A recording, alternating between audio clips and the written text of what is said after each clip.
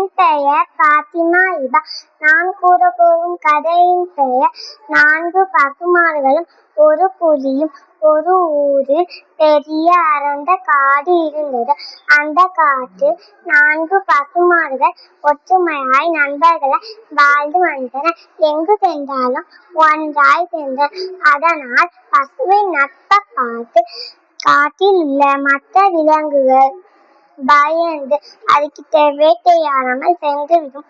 ஆனால் ஒரு புலி மட்டும் தினமும் அதை கண்காணித்துக் கொண்டே இருந்தன. அப்போ ஒரு நாள் 4 பசுமாடுகளுக்கும் சண்டை வந்தன. அதனால் 4 பசுமாடுகளும் தனித்தனியாய் பிரிந்து சென்றன. இதைப் பார்த்த புலி, ஆஹா, இதான் நம்மளுக்கு நல்ல நேரம். இந்த நேரத்துல நம்ம போய் பாய்ந்து பாய்ந்து சாப்பிடலாம்னு நினைச்சு 4 பசுமாடுகளும் பாய்ந்து பாய்ந்து சாப்பிட்டு விடும்.